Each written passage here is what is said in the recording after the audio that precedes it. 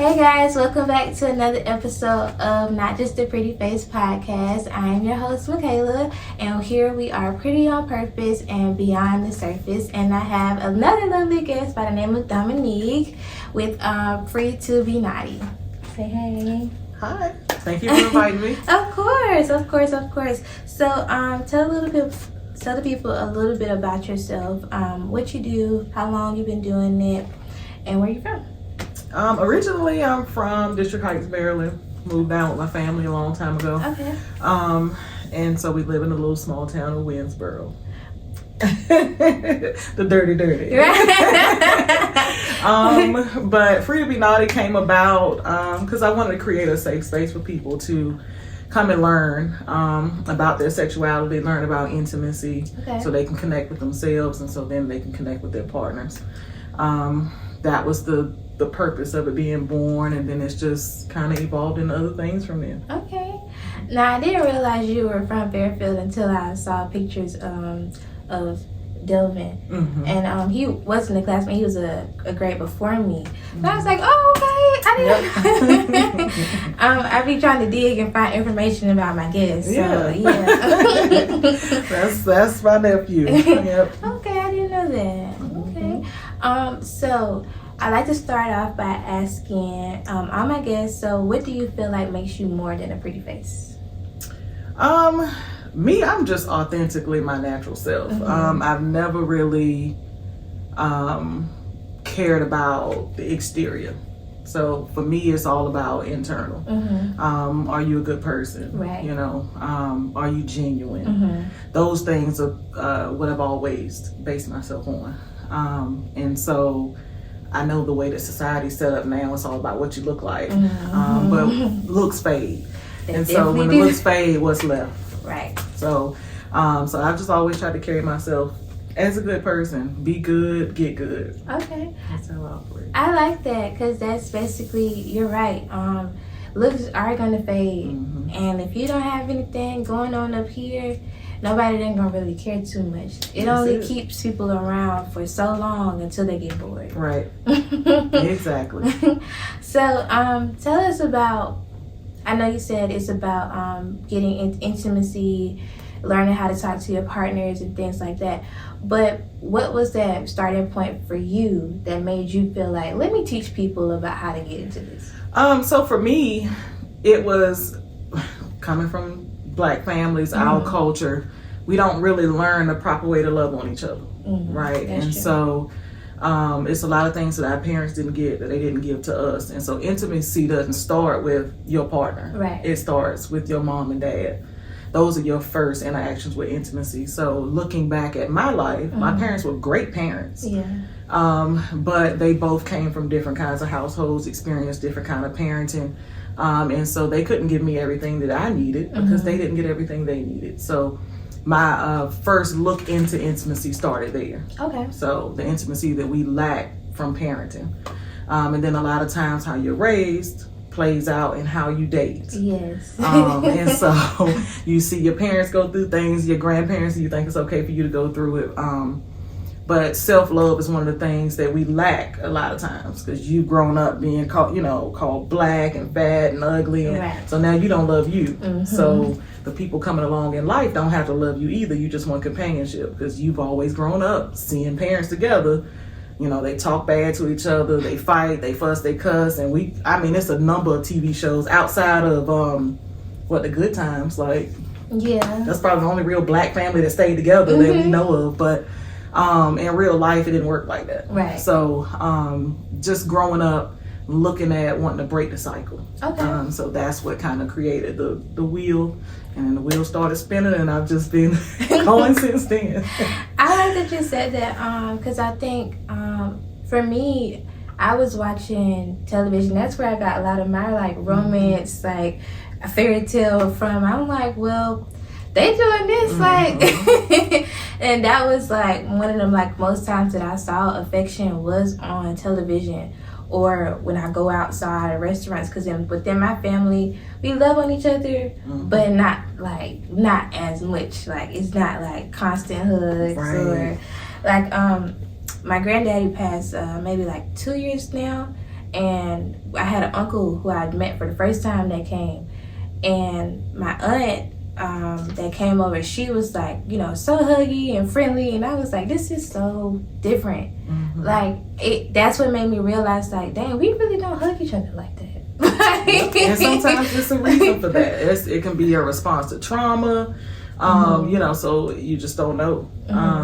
And a lot of families, the men had to be hard, and, you know, so they don't know how to display emotional affection. Right. Hugs and kisses and I love yous, they don't really do that. They were taught to be strong, protect your family, bring the money in. So we never gave them a space to be able to hug and tell people how they feel. Right. So yeah. Okay. So we're gonna go back to Free to Be Naughty in a second, but tell us about that moment where you felt the most proud of yourself as a woman. I think the moment that I was most proud of myself was probably walking away from a situation I knew I didn't need to be in any longer, especially being a parent and my oldest child is a female. And so in order for her to know how she's supposed to love, she has to see me being loved properly. So being able to separate myself, not that my husband was a bad person, he just wasn't my person. Right. And so being able to stand up and walk away from that was probably one of my best moments as an adult. I love that. Yeah. So I know most girls struggle with realizing that this person may be good, but it's just not good for me. So kind of tell us a little bit about what that realization was for you. So for me, and you know, other people see it different, but I don't take possession of people.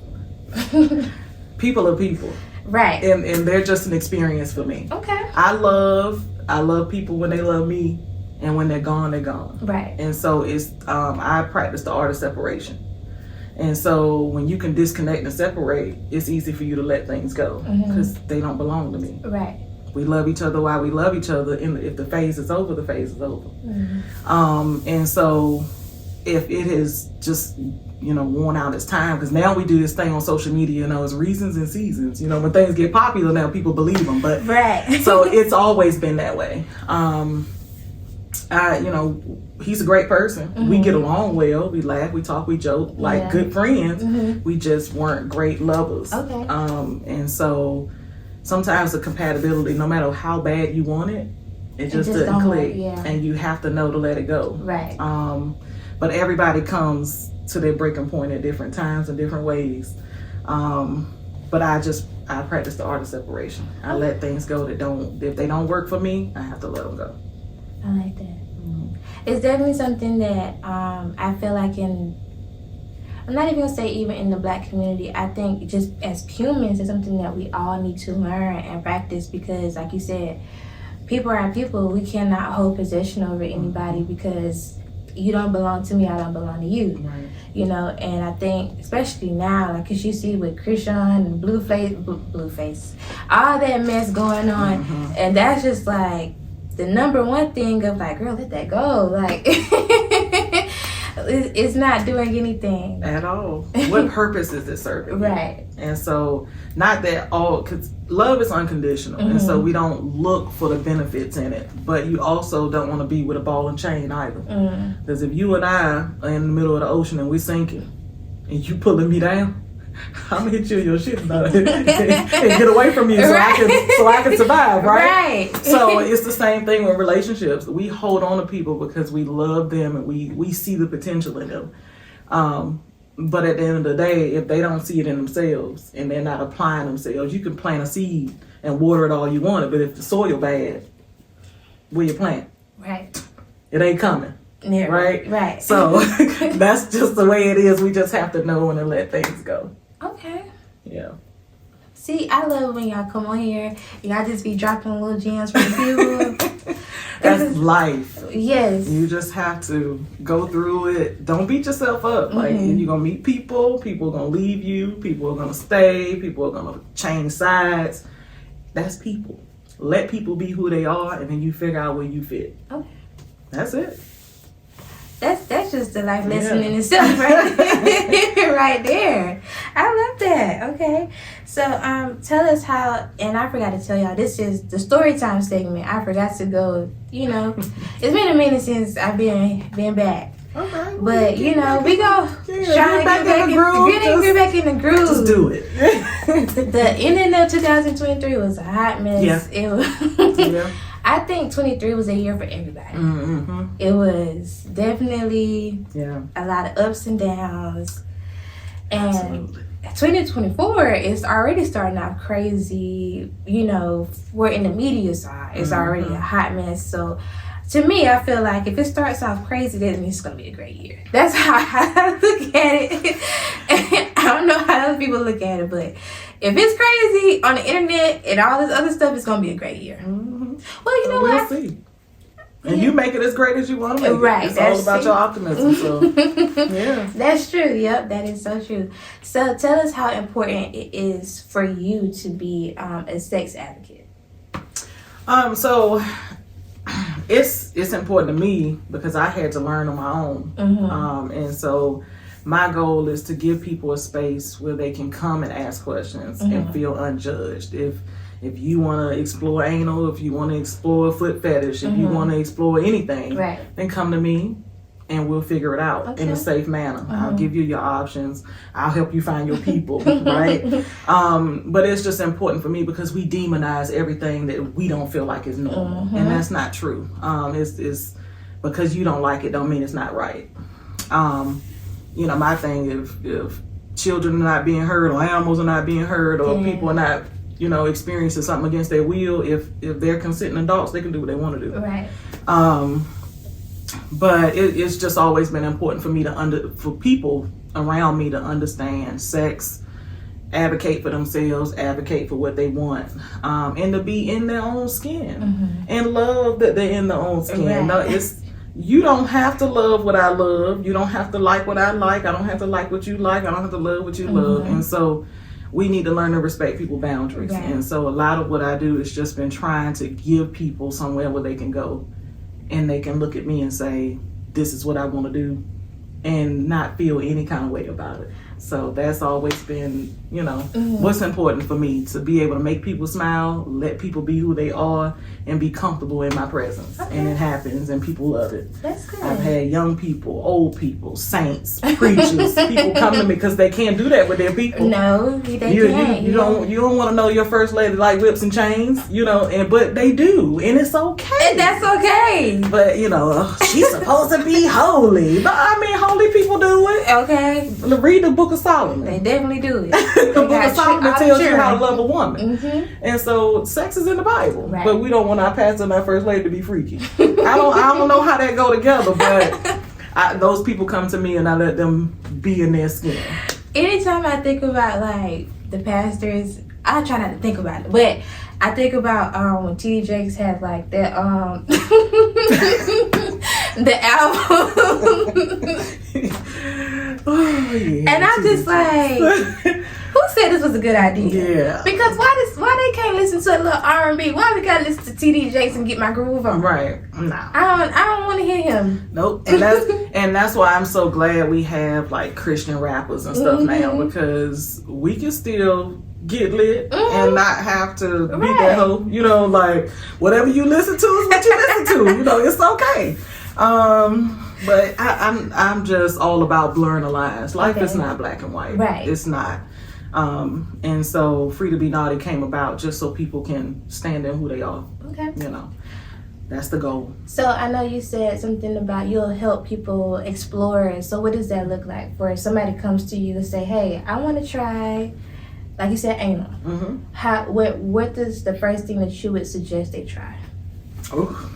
Well, that depends on the person. And so on my website, I have some dilation tools where you've never done anal before. You might want to open yourself up, little by little.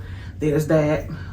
If you have a partner, talking to your partner about it, making sure that they care about your feelings, first of all, because some people don't.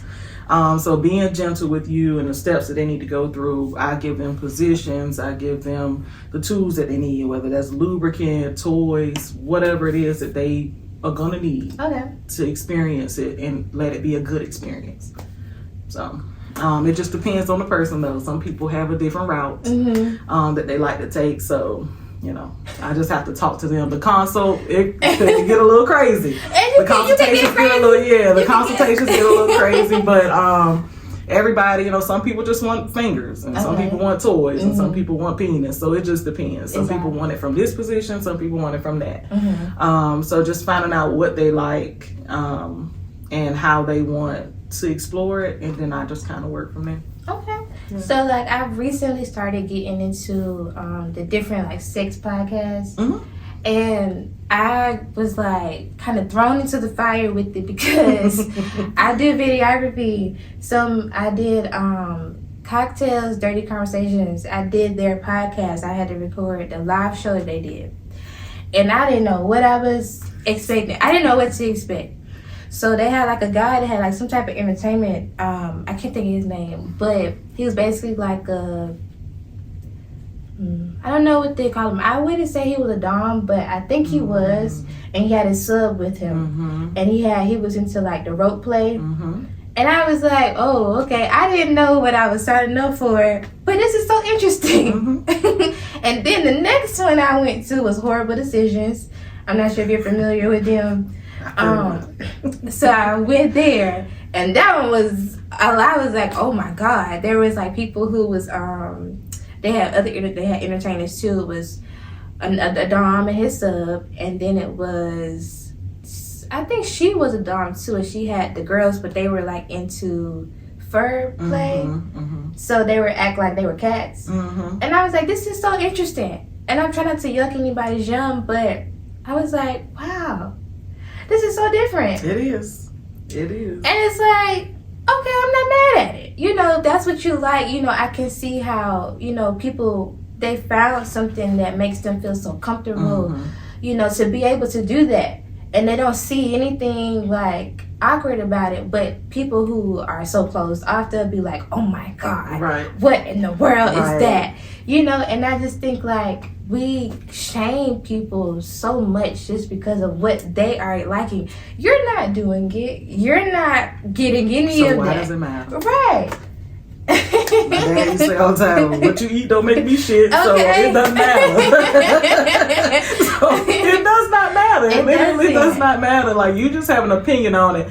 It's to each his own, right? If you like it, I love it. If it rock your boat, to make mine float. Okay, and so we have to take ourselves out of it. It doesn't have a thing to do with you. Mind your business. It literally, it's either for you or it's not. If it's not for you, move on. Right. So, but it's interesting to see. It is. It's a lot of things out there. You know, you have your community of swingers, and they're in all age groups, and you know, people have an opinion about that. I could never. Well, you're not doing it. You don't know what kind of excitement those people need. Right. You don't know what they're lacking in their lives. You don't know what phase they're in. Some people just want to explore things. It's not what they want to do with their life, but it's something that the universe has that they want to play a part in for a little while and get out of it. But we're so judgy. Right. Just do what you want to do. And that's then, me. Oftentimes, like, you know, I think most of the time, people, when they judge, I feel like they want to try it. They're just so nervous. But so a lot of times, and you're right, what it really is most people have identity crisis. They don't really know who they are themselves. And so it bothers them when they meet somebody else who's comfortable with who they are. They can do what it is that they want to do. Right. And so if you're uncomfortable in your own skin, that's your problem.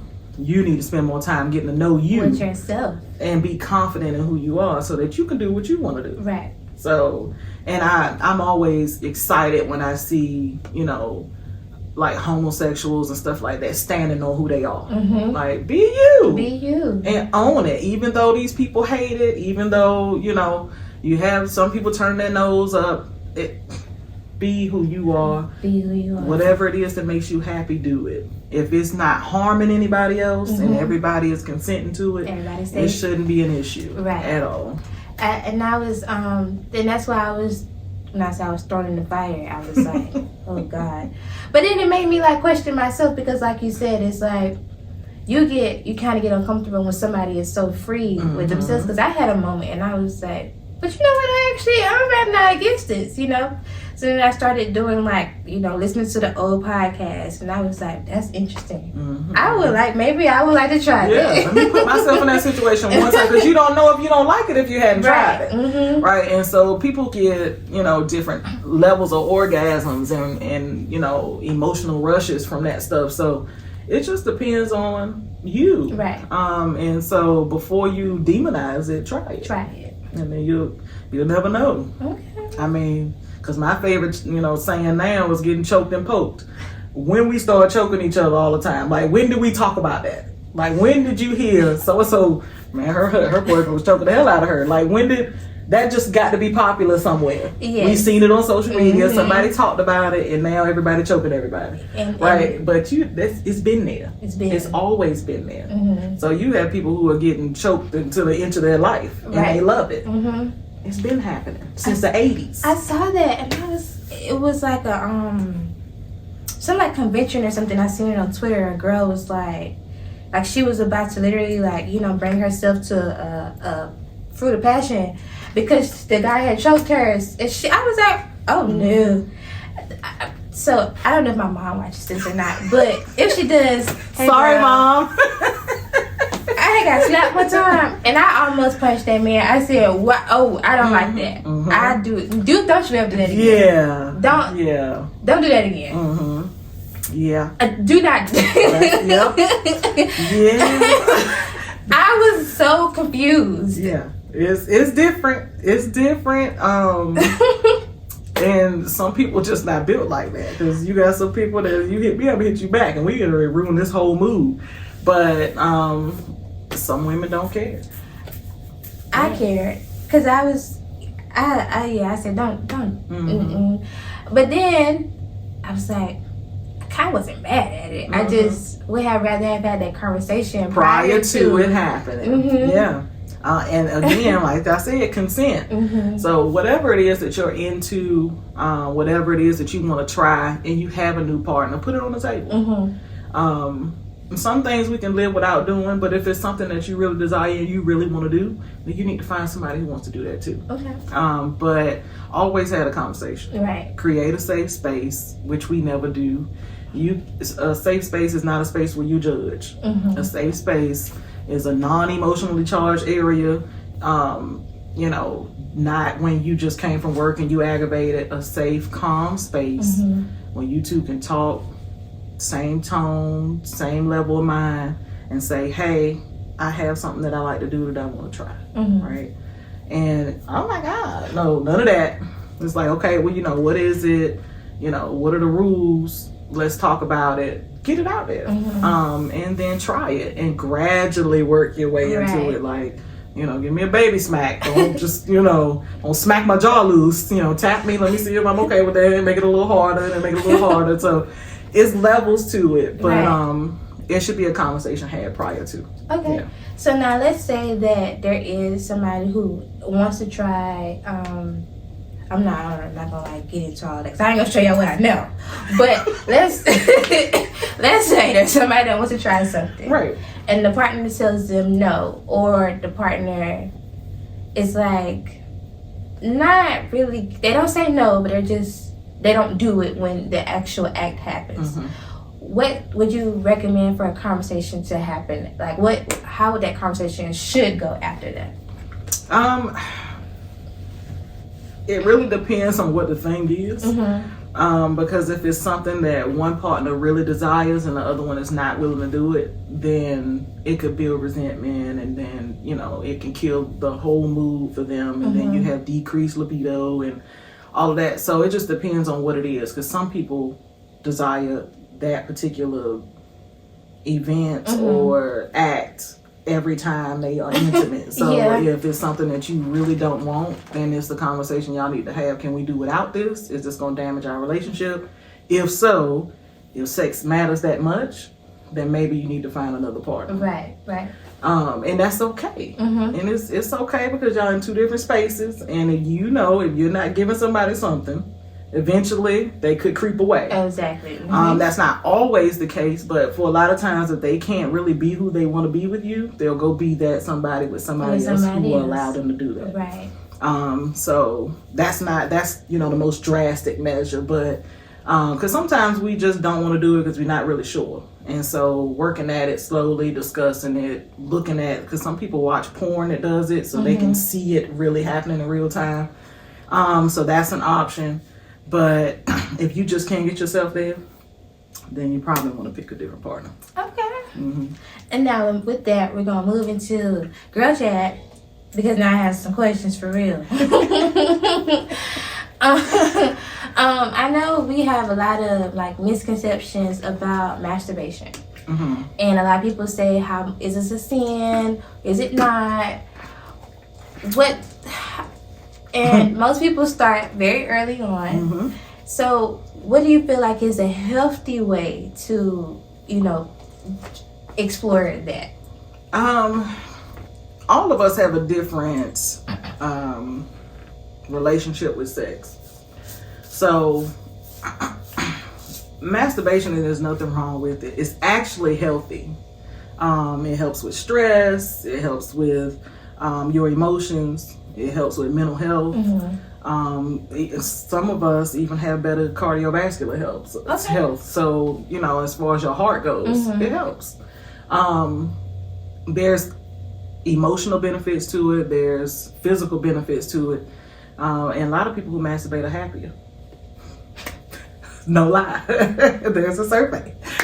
It's a lot of people out here that masturbate on the regular, and they are very happy people. Hello, John. Hello. So you see people like they were like, yeah, he probably masturbated this morning.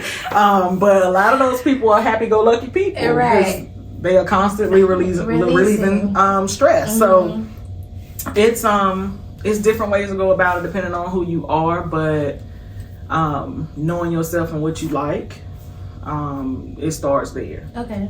So don't listen to social media and to the Bible thumpers and all of that. So we spend way too much time getting our information from people who can't even spell on their status. So it's okay because it's there, and it's a tool that we can utilize if we need it. But the opinion of the other people don't really matter in your bedroom for yourself.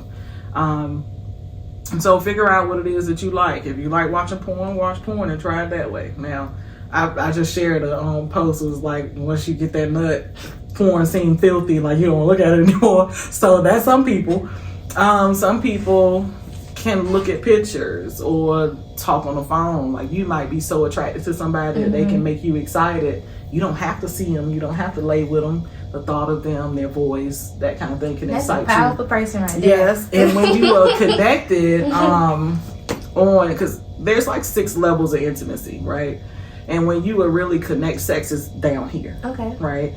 And so when you've connected on all of those levels, the sex part is a breeze, right? And so you can masturbate alone, you can masturbate with your partner, you can, it's a lot of different ways that you can explore to find out what's for you. But immediately my first suggestion is take everybody else's opinion about it off the table. Do it, see how it makes you feel. If you're uncomfortable, if you don't like it, there's a saying, the more that you do something that you're uncomfortable with, you'll become comfortable with it. So it may just be because it's your first time. Maybe you need to do it a few times. But if you constantly feel guilty or uneasy about it, then maybe that's just not your thing. But again, you won't know unless you try. You have to explore it. You have to try different avenues. And once you've tried it all, then you can say, okay, I got to do this every day. Or, in the shower, in your bed, watch porn with your friend, whatever. So you can figure out what works for you. Okay. But it's all about exploring and being comfortable with exploring. Some people, the setting is not right. I have some public masturbators. Like, I know people who like to do that. Like, listen, don't get an indecent exposure charge, but be careful with that. But some people do that. And so being outdoors or in their car, parking lot watching, you'll be amazed what people are into these days. But it's a ton of categories. But doing whatever you do, and do it in a safe environment, and just exploring on your own. And then if you want, once you've explored, to say, hey, let me tell you about this, like, what do you think? Okay, because maybe you have somebody else that can give you a different perception. Right. You know, in an ideal, maybe you can try this or try that. So, but do it yourself. Okay. Take social media out of it. Take your friends out of it. Don't worry about what your mom and your daddy said and grandma said. Just, if you feel the urge, try it. Try it. So, you said that there's 6 levels of intimacy. So, can you explain that for us? So, I usually charge people for this. Okay. Well, you can give us 3. And then they can pay for the other 3. But so intimacy is just kind of stacked on different levels. But what I always tell people is to make sure that you explore with your partner to see that you guys are compatible on every level. So intellectual intimacy. Okay. Have you ever dated somebody and they're good in bed but they are dumb, right? Like just boring. They don't talk. They don't watch the news. They don't read. Yeah, come on. You know what I mean? Like, how long is that gonna go? It's not gonna last, right? Because outside, once you take sex off the table, because what if something happens, right? Mm-hmm. You take sex off the table. What else do you have that you bonded with that person? So there's intellectual intimacy, financial intimacy. Can you save? Can your partner save? Do you blow your money? Does he blow his money? Are y'all gonna be able to survive with each other if this is a long-term relationship? You're trying to save and buy a house and he at the strip club throwing money, or he go to the bar every week and buy it out. You know what I mean? So you have people who are concerned with credit and then people who don't care. Mm-hmm. Can you really pair yourself with a person that doesn't care about their credit and you are building a life on credit? That would stress you out every day. So, hey, again, sex is down here. Sex is great, but they can't save $1. They don't know how to pay their bills on time. What is your relationship going to look like when y'all make major commitments like houses and cars? And so, there's different things like that. Physical intimacy has nothing to do with sex. Physical touch, hugs, kisses, holding hands, that kind of stuff. Some people are uncomfortable doing that. Mm-hmm. And so if you don't want to be touched and your partner's a toucher. So all of those different levels of emotional intimacy and physical intimacy, intellectual intimacy is different levels. Mm-hmm. And so you need to test them. You need to see if you and that person are compatible and then move from there. Sex is the very last thing. I'm not telling you to just wait to have sex, because some people can't. I mean, some of us, it's like a job interview. Let me go ahead and get that thing out in the front. If it ain't good, we ain't got to worry about the other levels. But what I'm saying is don't build it on that. Okay. So you build from the bottom up, and that's okay. Sex is the very last thing you should be concerned with. So you want to make sure that you guys are compatible intellectually. Recreationally, is that person fun? Are you fun? Mm-hmm. Are you kind of laid back? Is your partner laid back? So there's different levels of intimacy, and we have to kind of dial into each one of those to make sure you're not going to hit the mark on every single one. Right. But the ones that are more important to you, you need to make sure that you and your partner, because I know biblically they like to say make sure you and that person are evenly yoked. Mm-hmm. But and that's another thing, spirituality. Like, will you? Do you believe in God, or you an atheist? You know, and so eventually down the road that might cause a problem. But for some people it works. So it just depends on where you are, what you want for yourself, and so exploring each one of those levels and building on them, leaving sex out of it. That's the very last one. But everything else, if it hits, build on it and work from there.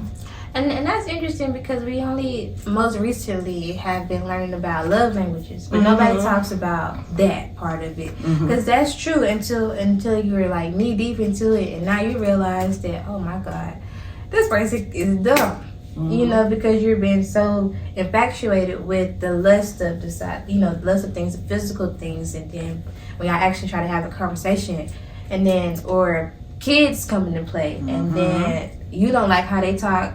You don't like how their views on how to raise a child. What are you going to do? That you skipped, that you should have had in the beginning. But our children usually come after sex, and we don't know the person that we had children with. It happens to a lot of us. It happened to me. Some people are really good about putting on a facade and showing you something else. And so I tell people, stop telling your new person your story about your old person. Because all you're doing is giving them the ammunition to make sure that they don't look like the person that you were with in the way that they behave, not physically. But, I'm going to make sure I don't do this. That's who they are. They're the same, person that you had before in a different body. But you just told them everything that person before them did. So they're going to skip it. And they're going to wait, and it's going to come down the road. You giving them all the ammunition they need to cover themselves up. Like, one of the purest dates you can really have is like a coffee date. Because they have to show up, right? And they have to talk and communicate. It ain't nothing for you to hide behind. But when you have the conversation, stop talking about your exes. We don't care. We really don't care. And it's, we do it because we say, this is what we've been through. We don't want to go through it again. But the way that you don't go through it is to not walk the same track that you walked to get that person. So whatever you did with that person, don't do it with this one. Do it different. Because some of us, our own fault that we went through what we went through. Because the signs are there, the flags are there, and we just dodge them. No, you pull them out the ground and go the other way. It just leave that off of it. If we have the proper conversations the way that we're supposed to have them, we'll get through all of that. And I'm glad you mentioned that, because I hear that a lot. Like, don't even bring them up. Because I was wondering to myself, like, when they get married and you find out new information about each other every day. So I'm always thinking to myself, like, I wonder, do they have those conversations about the exes, or do you just, not that you're hiding it, but it's just not important? Right. So those are good conversations to have at a minimum, right? I don't want to talk about what Katie did to you 10 years ago. It's so funny I use the name Katie because it's one of my friends. But Katie just came to my head. Katie, I'm not talking about you. It's just Katie just came to my head. But, I don't want to know what Katie did to you. And that's all that we're talking about, right? What did you do? What warranted those behaviors? So people just talk about what happened, not the part that they played. And so you don't really get to see if there was any growth from the situation. Gotcha. You have to really be careful about people who are always the victim. That's usually not the case. You usually add to it in some kind of shape, form, or fashion. But it's okay to say, hey, this is what I've been through. I went through sexual trauma.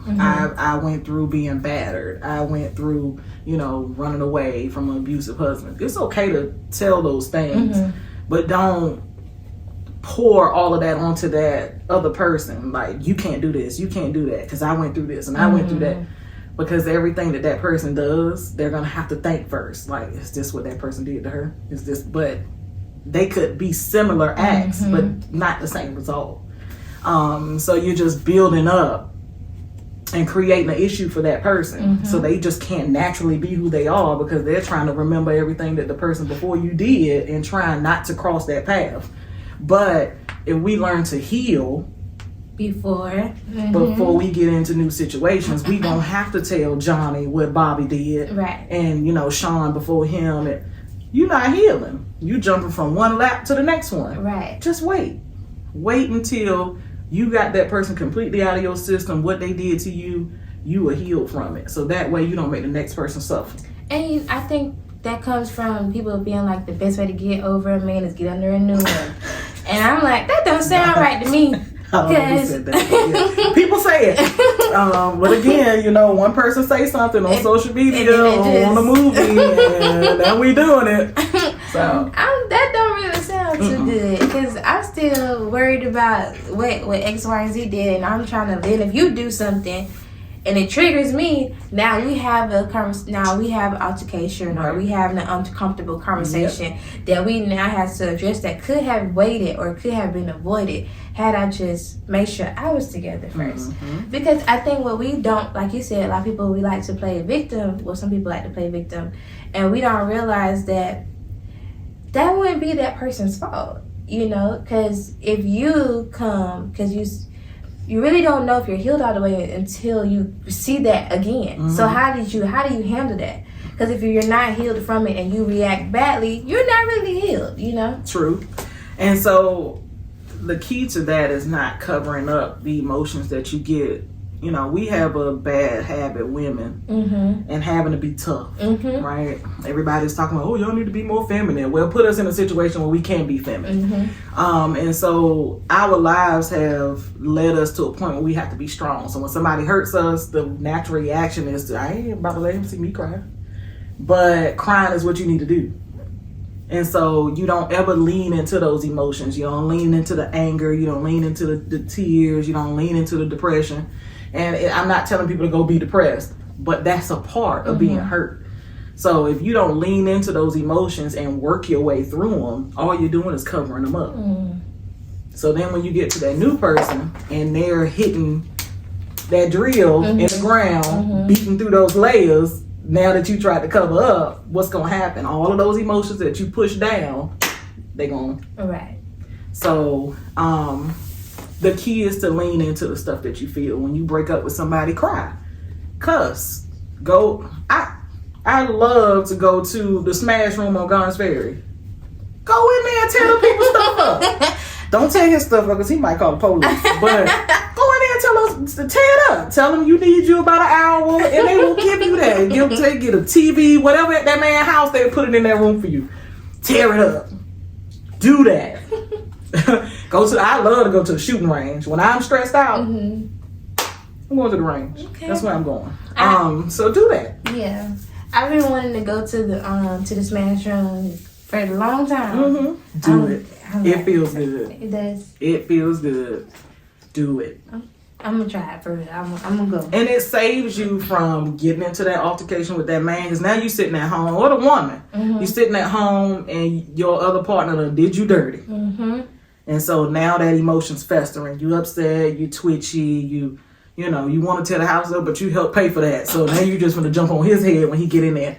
But now they giving CDVs to women like they giving to men, right? And so, and vice versa. So you just don't, they're not worth the trouble. If somebody didn't care enough about you to be loyal to you in whatever shape, form, or fashion, I mean, because there's financial cheating, emotional cheating, you know, it's different kinds of cheating, but you go through whatever you go through with that person, y'all split. Go through the motions, but try to keep yourself out of trouble. Because honestly, I'm not saying this because I'm perfect, because I done tore some shit up. I done fought some people. I done beat some bitches up. It has happened, right? Yeah. But it wasn't the right thing to do. Right. Because people are going to be people. And you hate for a person to waste your time, you do. You know, especially if you're giving them an out and they still don't take it. That's because some people are greedy. So, but it's okay because people gonna be who they are.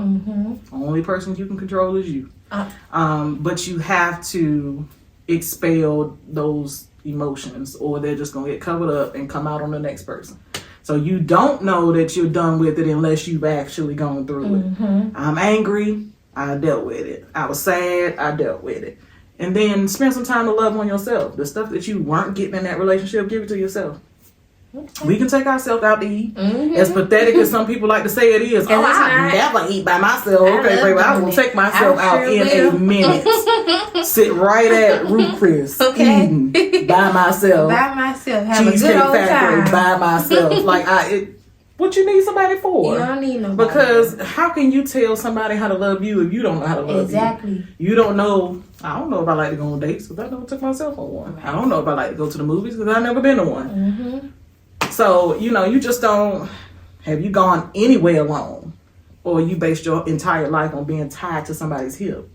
So that's why we get into situations. We don't know how to be alone. Right. And we don't know how to love on ourselves. So we go from 1 to 2 to 3 to 4. You know, this girl to that girl, this girl to that girl, that man to that man, that man to that man. And you don't know you don't know yourself. And that's why I think masturbation is really important, because you don't even know what you like. How do you tell somebody else what you like if you don't know what you like? Because there's different ways, like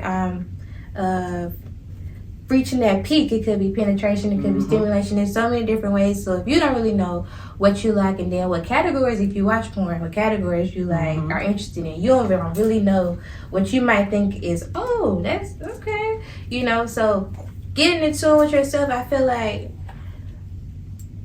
it's not a bad thing to touch a little bit, to look at yourself in the mirror, you know, to see what's your favorite body part about yourself, because, you know, like I have like this one particular like mole on like my knee, and I just think it's so cute. But I have yet to find somebody that also thinks it's cute. I'm like, they nobody like it. You don't think it's cute? It's right here. It's so cute, but you know, it's just like, it's like that. Explore your body and make sure that you know where your go zones at, like I like to call them. So you have places that you just don't want to be touched. It can be because of trauma. It can be just because it's not a part of your body that you like. But until you explore you can't tell that man yeah or no. Right. And then you won't know until you in the act and he touch you because he think you like it, and then you like, you know. And so now you killed the whole mood. But if you had to spend some time with yourself, honey, you would have known. You would have known. Don't touch this. I don't like that. You know, whatever. So it is not a thing wrong with masturbation. It's not a thing. I know people who watch TV with their hand in their bra. Like, it's just, you know what I mean? Like, it's okay. Right. If you want to do that while you watch TV, do that while you watch TV. We just have to get out of if it's okay. Right. If you say it's okay, it's your body. It's okay. Okay. So then why do you think, well, maybe it is when you said earlier about not having that foundation, but why do you think it's so uncomfortable for people to have that conversation of, I don't necessarily like that? You probably were never taught how to have a conversation. Which is why we don't have a lot of conversations that we have. We are not taught to have hard conversations. We don't know where to have those conversations, when to have them. And most of the time, feelings or thoughts are something that gets suppressed along the way. Even as a child, you want to discuss something with your parents and they tell you, shut up, you're just a child. It starts there. So now you don't even know, you can't talk to your parents. So, and then, you know, when you're growing up and you're in school and you don't know what you can say to your friends because it's about what's popular. And so if you're not comfortable with you and speaking your mind, then that gets suppressed. And then as an adult, you don't know how to say, hey, I want to try anal, you know, but, you know, and feel good about it. Right. So we are just not trained on how to have those kind of conversations, and we're just not good at communicating. And that's a hard that's a hard place to be in, and a hard thing to learn, because if you hadn't had an exposure to having conversations like that, you would never know really how to bring them up until you just do it. And so that's one of the things. You may not get it right the first time, and you might ruin it, but at least it's on the table. And so then you can learn different ways to communicate. And how that person communicates determines how much you can tell them, and how you tell them, when you tell them. But a lot of it goes back to just not knowing how to start a conversation. But for those people who have not learned how to communicate, just say it. And then, like with men, because I know we like to protect their egos. So, and we're like, because they might feel like, well, I'm just not good at anything. You know, because if you say, well, I didn't really like that, and well, I'm just not going to do it ever again. So, as tough as men are, they are very fragile. Yes. And so, what would you say for somebody who knows that they're not trying to, you know, hurt somebody's feelings? What would you say for a woman who's like, babe, I really want to try this, or I didn't really like how that went last time, you know, like the debrief, because I don't necessarily like to debrief afterwards. I just think it is so uncomfortable for me because I don't like feeling like I'm being mocked or something like that. Like, I think I just have a problem with being laughed at. So this was a lot of times I'm just uncomfortable about even suggesting like what I would want to try, because I just feel like, oh, they might laugh at it, you know, or saying like, I didn't really like that, because, you know, then it's an argument or something like that. Right. And so who you're sharing that experience with matters. Okay. Because the person that you're sharing yourself with, they should want to know the feedback. They should want to know if what they're doing to you feel good to you. They should want to know if they've done something that made you uncomfortable. That's your partner. Why wouldn't they want to know that? Right. And so laughing at it immediately tells you what kind of person that is. Yeah. Because now you shared yourself with somebody who takes what you deem serious as a joke, and that's not okay. Right. So it is hard. I'm not telling you to roll over right after and be like, yeah, let's not do that again. So you don't have to do that, but maybe someday down the line, it's like, hey, remember, we did this. I just want to let you know, like, I don't want to do that again. Like, let's not. And oftentimes we are so concerned what the other person's going to say. We overthinking it. And a lot of times they want the feedback. Because I want to know, if I did something that made you uncomfortable, I did something that you didn't like, or you tired of doing this and you want to try that. Because if I'm in a partnership with you, I want to know what's going to make you happy. I want to know what makes you feel good. So don't overthink it. It doesn't have to be immediately after the act is over. Yeah. Maybe you need to, shower and let's talk about it tomorrow.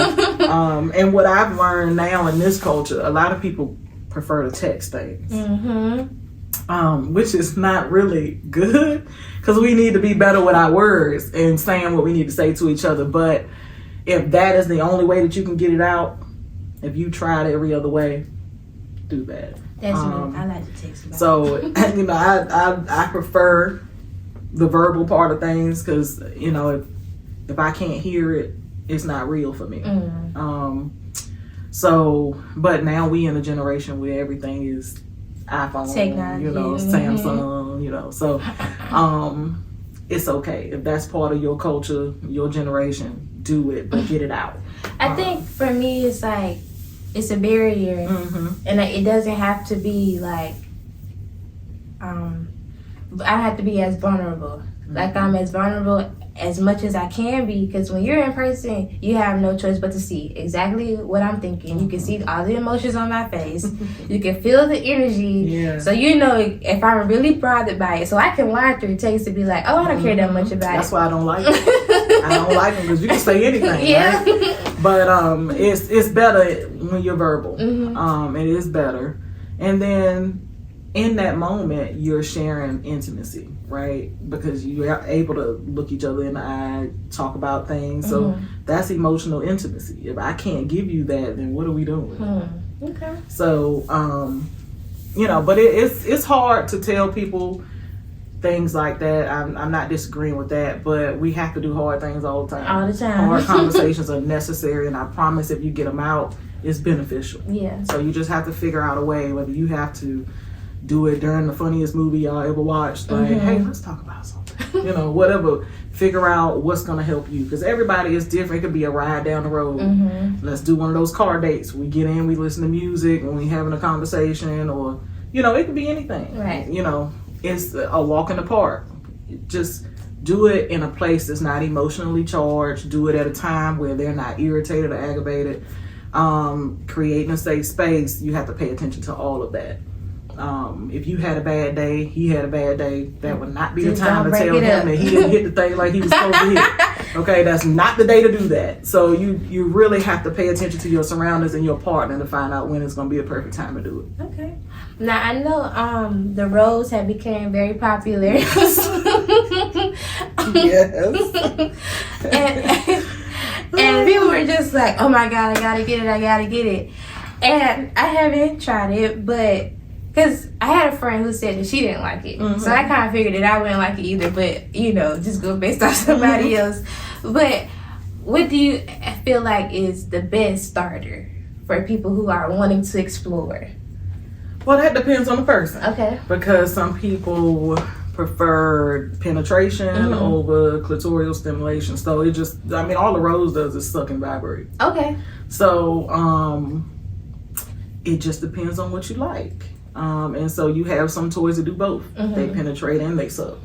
So I think if you are just getting into it, you should just kind of work your way up. You can do a bullet or a wand, or that way you can stimulate the areas that you want stimulated without penetration and see how that does for you.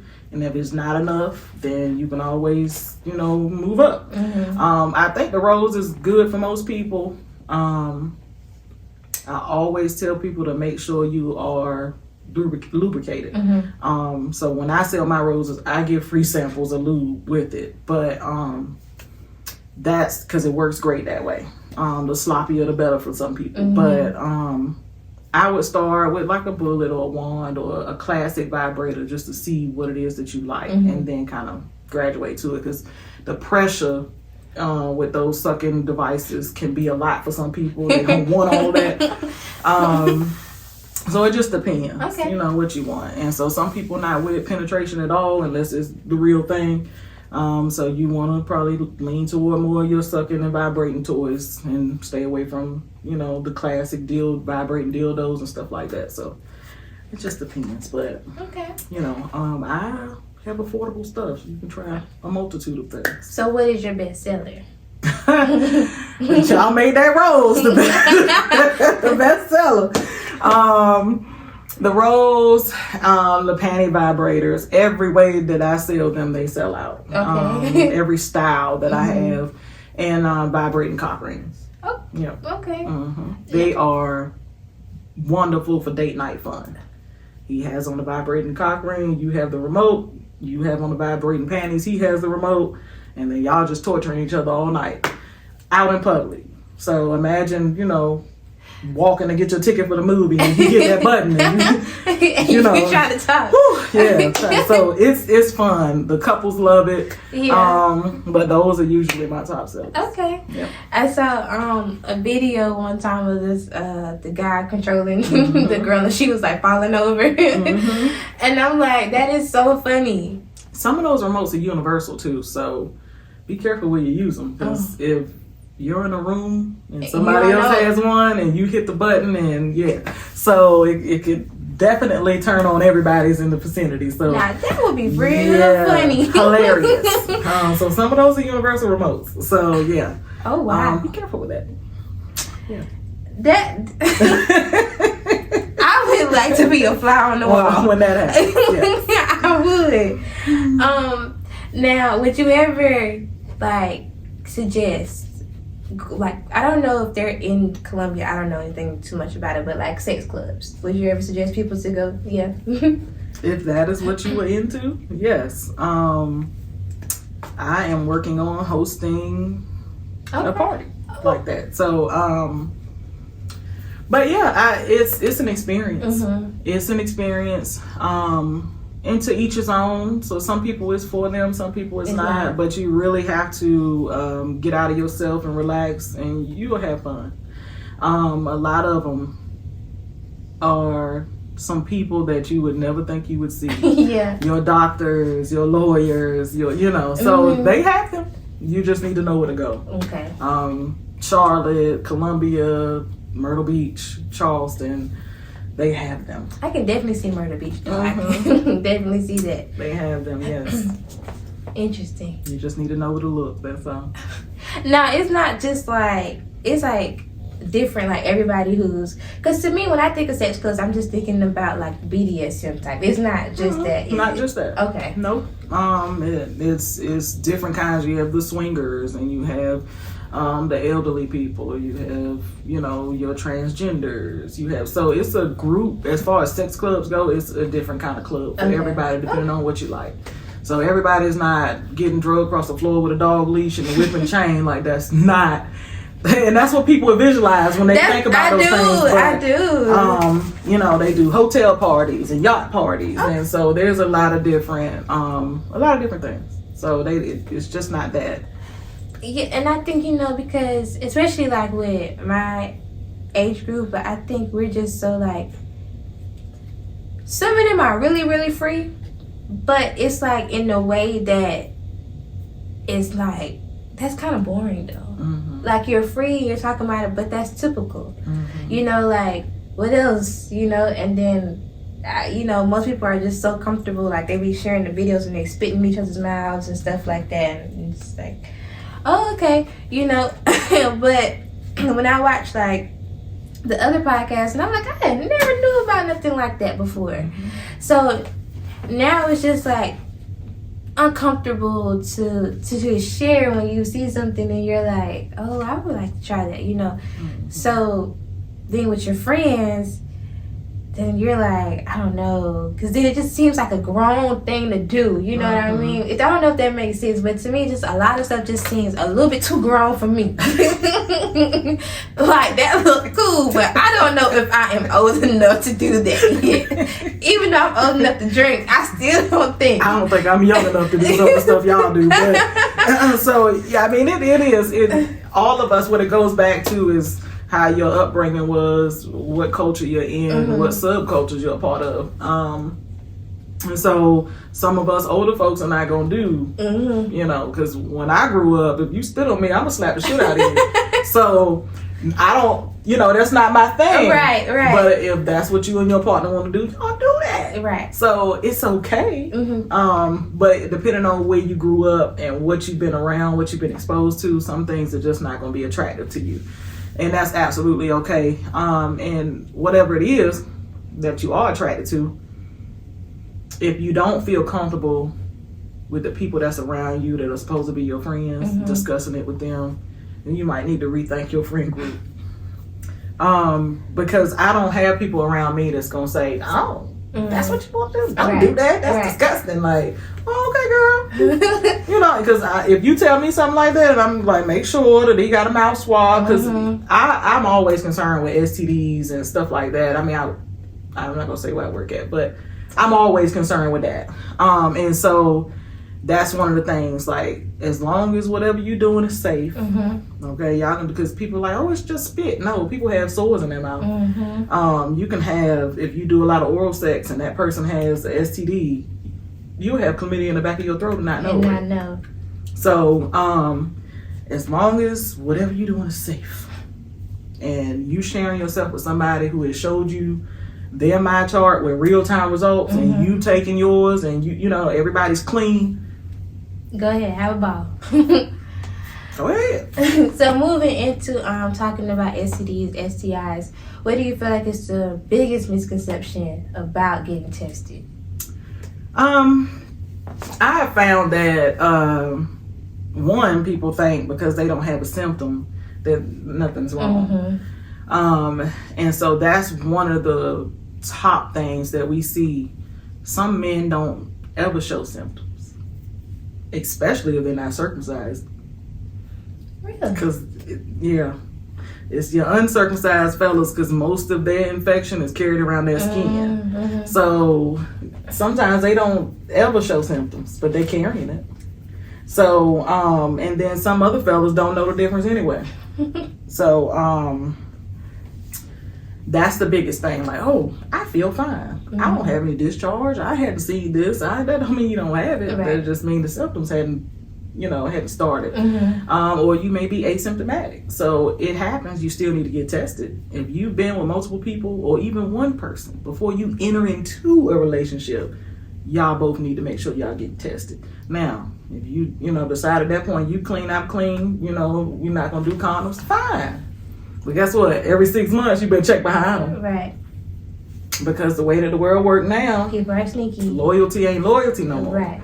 And so even back then it wasn't, because Mr. Charles had 3 or 4 families. Okay, you know what I'm saying? So exactly. So even loyalty didn't look the same back then. So just check behind your partner, because it should be a routine as a couple. I trust you, but it shouldn't be a problem for us to go down here and get these results. So that's the biggest thing. Like, I don't have symptoms, so I'm not going. Or I know my dude or my girl loyal to me, so I don't need it. Or, that thing like water. Well, so what? You know how much Summer's Eve out here on these counters? Okay? In these stores. And she know you coming, so she smell like roses and berries. Baby, that don't mean a thing. That don't mean nothing. It don't mean a thing. These girls got trick, gonorrhea. These fellas got trick and gonorrhea and chlamydia and herpes, and we all carry stuff if we've been with somebody who's not clean, who's not been tested, and who's been passing around STDs. Anybody can get it. So it's not, I don't see it, I don't smell it. It's not that kind of thing. It is, I love my life. And I'm going to test for it regardless. Top of the year, middle of the year, end of the year. Okay. Do it. Just make it part of your daily routine. Not daily, but your yearly routine. Put it in your schedule. Tell your doctor, my chart, set that appointment up. and make your partner do it. Mm-hmm. DHEC literally has free clinics because the next issue is money, right? I don't have the money for that. It's expensive. Yeah, if you go to your doctor, I mean, they run everything. It might be $300-$400, but DHEC do free testing all year long. They have specific dates that you can come in and get free testing, and even if that, you spend $10 at McDonald's, so you can go to DHEC, okay, and get you a fast track. It's $10. And they're going to swab your throat. They're going to swab your anal. If you do anal sex, they're going to swab that. They're going to take blood. They're going to take urine. Okay. For $10 whole. I don't know nowhere you can go and get tested for all the STDs. The doctors would HIV and AIDS for $10. $10. That's still now. So there are resources. So much. Exactly. And you're going to have a copay or a bill after the fact. And so, you know, they don't see it, they don't smell it, it's the money, and then privacy is the other thing. It's so embarrassing to walk into a place, get tested, and you think you in a good relationship and your partner hadn't stepped out on you, and then those people come back and tell you you have something. The embarrassment is why people don't go. They'd rather not know and carry that and potentially cause themselves harm down the road, infect other people, cause yourself to be sterile. And some of us will get cervical cancer for carrying these STDs so long. So we will do that instead of just getting our feelings hurt. So those are top three things: money, thinking that you don't see symptoms, so it's okay, and then not wanting to be embarrassed. But if embarrassment gonna save my life, I'd take it. I will take it because I did an externship at a clinic that passed out like HIV medication and stuff, and you'll be amazed. I had people come one day with one person, and the next week they'll be there with a different person. And so, oh, hello, you're married.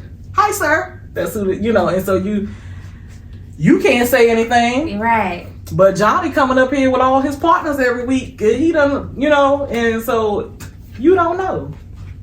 You at home smiling and cooking that, you know, pasta, and kids running around, and your partner in the street. And so you at home comfortable thinking everything fine, but it's not. So is not. Just make it a part of your life to just check yourself. If you love you, STD testing should be a part of your life. It just should be. We could stamp out this stuff if we just was more proactive instead of reactive. You don't care about it until it happened to you. No, care about it before that. Care about it to make sure it don't happen to you. Make sure that you and your partner on the same page. You know, and you can't control everything, but you can control you. And so that's just, it's hard because South Carolina is leading in national numbers, not state, national numbers. 3 of our cities are on the top 10. Why? South Carolina, it's states that's twice as large as us. Triple the size of South Carolina. Why? So, because everybody like to shame Atlanta and say, oh, you know, I would never move to Atlanta, or I can't date nobody in Atlanta. But it's sometimes it's right in your very own home. It's right here. You know? It is right here. You know, we like to call the CDC crazy, and, you know, they trying to kill us, but look at the numbers. Look at the numbers. Because those numbers get reported. When you get a positive anything at this point, it's getting reported so we can track it. And we can see where our hot spots are. We can see where we need to deploy resources like free testing and stuff like that to try to help these communities, because you know it's going to be the poverty, those communities that suffer from poverty, that's going to be the worst off. So other communities have money. They have private doctors. They have somebody come out and give them, you know, Zithromax and walk away. They probably didn't even have to go through the pharmacy like us. So when you have money, you got more resources to wipe things away. We don't have that. So our communities suffer the most. And so we need to remember that when we got sneaky links and all that stuff. They look good, they smell good, and they, you know, yeah, but it really is not as safe as you think it is. So we got to work on that, because we getting old when y'all growing up. y'all, this is y'all time, really. It's, y'all gotta say and I y'all. know it's really bad within like my age range, because the guys feel like, well, my girl good, I'm good, and that's like the biggest thing that we hear most of the time on social media, or even just like around the way. It's just like, oh, well, I don't gotta get tested because my girl good, she get tested, and it's like you can't always go based off her results. Because what about the person you was with before that? Do you test in between partners? So not just the person you with now, the person you was with before.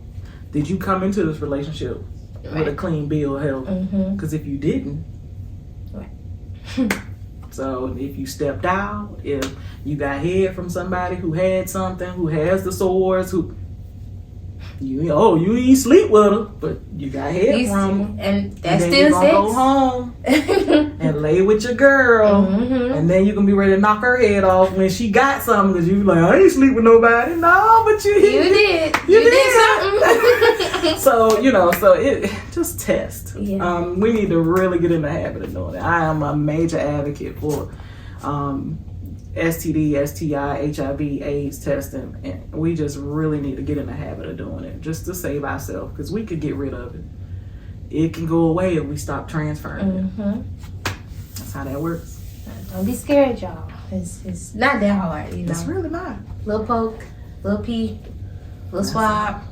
Over. You be good. And DHEC's so good now, they even got an app like the rest of the hospitals and doctor's offices now. So you won't have to see, you just watch that thing. That's all. Just wait for them results to come up. Waiting for it to come in. But, they'll call if there's something wrong. But, you don't have to be seen. You don't have to wait. You don't have to go back up there unless something is wrong. You need to be treated. But, it's okay. Even if you need to go to a health department that's not in your town. Because I know how that go. Small town stuff. You don't want to go to the health department because, Bodacia might tell, Laconique, and you know what I'm saying? Like, you don't be knowing. Right. So, you don't want your name out there. You just came to get tested. You don't have nothing, but they going to swear you had it because they seen you up there. So, I know how small town gossip go. And I know people are afraid of that. But when you get to a point in your life where what people say don't matter, I'm alive. I got tested, because the same people who laugh are the ones that never get tested. They've probably been burned 42 times. And, so it's okay. Don't worry about what they say. Just go. Do you be you. Make sure you're straight. Make sure you're okay. That's funny you said do you be you. One of my shirts say be you for you. Oh, for real? I love that. Do you be you, okay? Yep. Just any way you can be, do that and live it proudly, It's so hard now, being black and a woman, being unapologetically yourself, sometimes it can get really difficult. Oh, yeah. Especially when you are free and like to have relations, because people like to judge you on some certain things. Because even if you're just with one person, they still like to judge and put their noses in, say little things here and there about what you choose to do with your body. It's up to you. Right. So don't care what them people got to say, because they miserable. Because when we was talking earlier about the masturbation, it was that said another day keeps a headache away. They mad, they is stuffed, they got all this pent up stress, just pent up. Yep. Leave them alone. They'll be okay. They angry because they're not having the amount of sex you have. That's really what it's about. And so I don't care if you got 10 people in here across this floor. That's your business. Only thing I want to do is make sure you comfortable, you safe, and they handle you the way they're supposed to handle you. I could care less. I'm not counting your bodies. I'm not counting strokes. I don't care about none of that. And when you learn to take yourself out of other people's business, it'll be like that. So whatever a person is into, my job is just to make sure that they do it and they do it safe. Okay. So if you want to be single and slut it up, let me help you slut it up. What do you need from me? Do you getting your STD testing? You got to get your condoms. Making sure your hygiene where it need to be. Like, make sure these people are safe. Let's vet them. Whatever you want to do, I'm gonna help you do it, and I'm gonna help you do it safely. If you want to be a hoe on the corner, I'm gonna help you be the best hoe that's out there. That's why I'm here. Whatever your desire is, I'm here to make sure you do it safely and effectively. That's why I'm here with no judgment. And get the most money now. Back it up. We doing that. So yeah, that's why I'm here. No judgment. It's a safe zone. Well, I really, really enjoyed this conversation, and thank you for like talking about testing and STDs, because most people have to shy away from that, but it's so important. So thank you just for that, just sharing, and hopefully y'all feel comfortable and will take the shame out of getting tested, and maybe you'll be like, you know what, let me go do it because I need to make that a regular routine. And maybe you'll go explore, okay, order some toys. All right. So by closing, I'm going to ask, what do you feel like is the best advice anyone has ever given you as a woman? It could be sex related, it could be life related, whatever. The best advice I've ever received is do what makes you happy. Live the life that you love. That's it. That's the best thing, because if you only consider yourself, you won't have to worry about the rest. Whatever makes you giggle, smile, feel warm and fuzzy on the inside, do it. Okay. And what advice would you like to pass on to the viewers? Live your best life. I know we were saying that some time back, but that's really where we are now. Be who you are. Do what it is that you want to do. And don't feel any kind of way about how somebody else feels about it. No matter what that is. Go to the school you want to go to the military you want to go to, go fly where you want to fly, do what you want to do, drive whatever car you want to drive. If you that stupid meme like, oh, you bought a house before you bought a car. Yeah. Like, well, you bought a car before you bought a house. So what? Like, dude, I bought the cart before I bought the donkey. Okay. So what? Like, whatever you want to buy, however you want to spend your money, it's your life. Live it. That's it. do you be you, okay? Do you be you. Now, thank you guys so much for watching another episode of Not Just a Pretty Face. Again, this was my lovely guest, Dominique, with Free to Be Naughty. So tell people how they can find you and the best way that they can support you. The website's there is www.free2naughty.com. My cell number is 803-973-2823. It's all over the internet, so you know. I'm available, whether it's a question, whether you want to order something. If you need resources, reach out to me. Whatever I can do to help you, I'm going to do it, and it doesn't always come with a charge. So sometimes I can give you free resources. If you just have a question, you need to know about where you can go. I talked about free testing earlier. If you need to know what to do with that, text me. You can inbox me on Facebook. Dominique Dorsey is my actual name. I go by Dee. You'll find me. If you search Free to Be Naughty, you'll find me.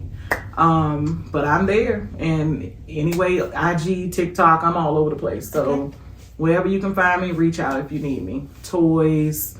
Now I'm doing aromatherapy, t-shirts. It's different things coming this year. I'll have a couple new events coming up. Okay. So we can have more conversations like this in a safe space, and people can, get it out. But that's to be announced. But find me. I'm here. All right, now y'all heard it. Definitely follow her and be tuned. Stay tuned to find out her events, because y'all want to feel comfortable. She'll create a safe space for you guys. And it's okay. Nobody's going to judge you, because people who love sex are the most happiest people. They're free. They love everybody. They don't judge. They don't yuck nobody's yum. So you're not going to be uncomfortable. I've never heard that before. No. Yuck, I learned that from the sex people. Mm-hmm. Really? Yeah, don't yuck nobody yum. I like it. I'm going to use it. Well, see, y'all can use it too, okay? Thank you guys again so much for watching, and stay tuned to my next video. All right, bye. Thank you. That was fun.